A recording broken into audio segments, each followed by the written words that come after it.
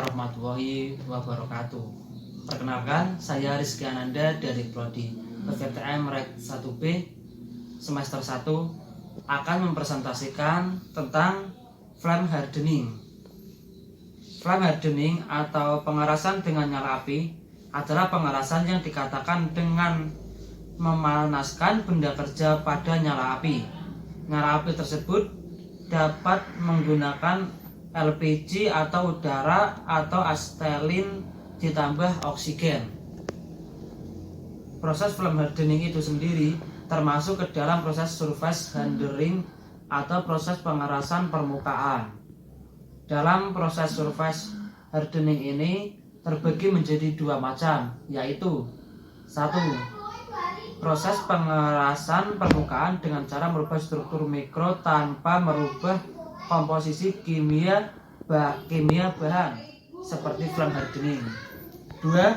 Proses pengerasan permukaan dengan merubah struktur mikro dan komposisi kimia bahan seperti karbonasi,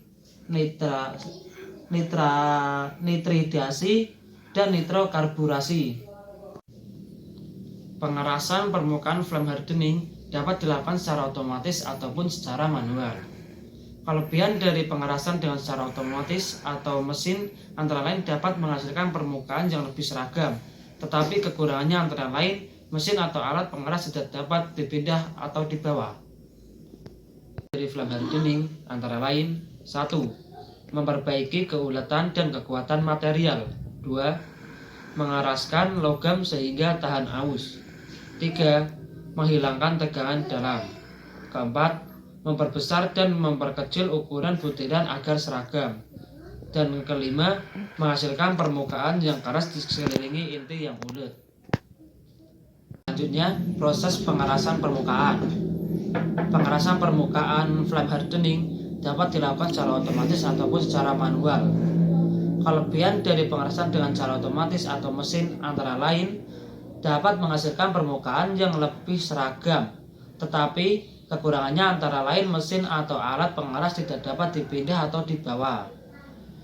Kelebihan dari pengerasan dengan cara manual antara lain alat dapat dibawa ke benda kerja. Kekurangannya cara ini sangat tergantung dengan operatornya. Hasil pengerasan permukaannya tidak seragam. Selanjutnya saya akan menerangkan proses dari flame hardening.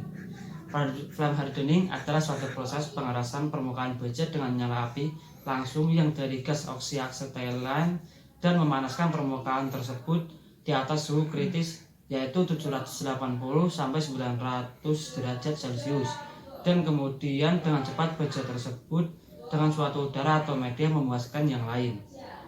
Baja yang akan dikeraskan harus memiliki kadar karbon yang cukup. Proses ini hanya untuk baja karbon yang memiliki muatan karbon di atas 0,3%. Aplikasi flame hardening pada bidang metalurgi sangat luas, terutama pada saat kebutuhan akan sifat kekerasan yang hanya didinginkan di suatu bagian benda saja. Hasil penelitian menunjukkan bahwa proses flame hardening pada baja karbon yang mempengaruhi susunan dan struktur mikro pada baja tersebut. Struktur awal dari materi uji terdiri dari ferrit dan perlit dengan butiran kecil-kecil. Setelah mengalami proses flame hardening, pada bagian tepi atau bagian yang terkena proses tersebut terbentuklah struktur Wittmann-Statten.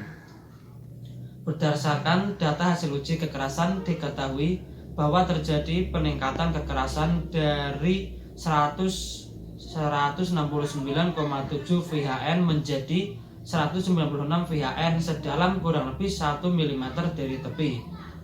Meskipun demikian, peningkatan ini tidak cukup berarti karena kandungan karbon yang tidak cukup. Saya rasa itu materi dari flame hardening menurut saya. Apabila saya ada kesalahan saat mempresentasikan atau bertutur kata, saya memohon maaf yang sebesar-besarnya. Sekian dari saya. Wassalamualaikum warahmatullahi wabarakatuh.